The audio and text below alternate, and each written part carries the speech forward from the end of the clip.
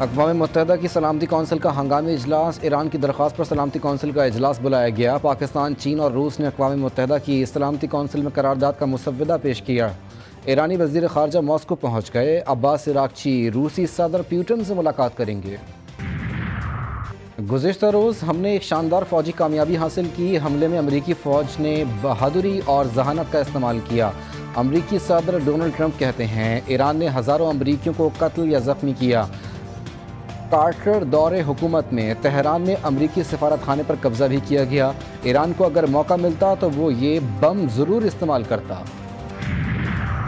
اور مشرق وسطیٰ کی بگڑی صورتحال، وزیر اعظم نے قومی سلامتی کمیٹی کا اہم اجلاس بلا لیا۔ دوپہر 12 بجے میں وزیر اعظم ہاؤس میں اجلاس ہوگا۔ عسکری اور سول قیادت شرکت کرے گی۔ فیلڈ مارشل عاصم منیر دورہ امریکہ پر شرکا کو اعتماد ملیں گے۔ ایران اسرائیل امریکہ تنازع پر مشاورت کی جائے گی۔ ایران کی حمایت اور دیگر اہم امور پر بڑے فیصلوں کا امکان۔ ہم نے ایران جوہری عزائم خاک میں ملا دیے۔ امریکی وزیر دفاع کی پریس کانفرنس، کہا ایران نے حملہ کیا تو بھرپور جواب دیں گے۔ مزاحمت کا پہلے سے زیادہ طاقت سے جواب دیا جائے گا۔ صدر ٹرمپ نے متعدد بار کہا ایران جوہری ہتھیار حاصل نہیں کر سکتا۔ واضح کیا کہ دنیا کو امریکی صدر کی بات سننا ہوگی۔ امریکی فضائیہ جنرل ڈین کین بولے گزشتہ رات جنرل کوریرا کی سربراہی میں آپریشن مڈ نائٹ ہیمر کیا گیا۔ یہ کہنا قابل از وقت ہے کہ ایران اب بھی جوہری صلاحیت رکھتا ہے یا نہیں۔ انہوں نے ٹرمپ کے برعکس تباہ شدہ الفاظ حذف کر دیا۔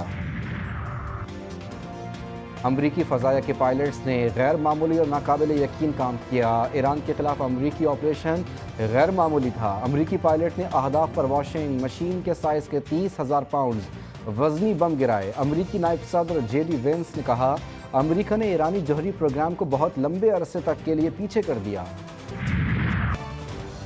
امریکی حملے کے بعد ایران کا جوابی اقدام، ایران کا عالمی توانائی کا ہب آبنائے ہرمز بند کرنے کا فیصلہ۔ ایرانی پارلیمنٹ کی آبنائے ہرمز بند کرنے کی منظوری۔ عرب میڈیا کے مطابق دنیا آبنائے ہرمز کی بندش کی متحمل نہیں ہو سکتی۔ آبنائے ہرمز سے روزانہ دنیا کی ضرورت کا 20% خام تیل گزرتا ہے۔ چین، بھارت، جاپان اور جنوبی کوریا تیل کے اہم خریدار۔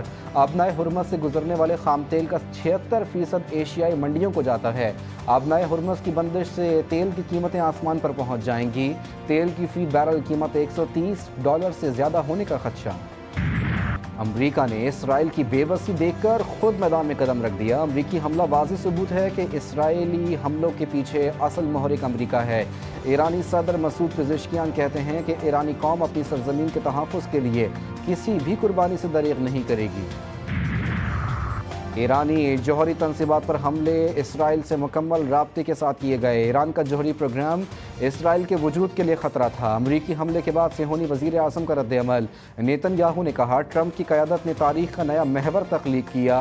یہ محور مشرق وسطیٰ اور اس سے آگے خوشحالی اور امن کے مستقبل کی طرف لے جانے میں مدد دے سکتا ہے۔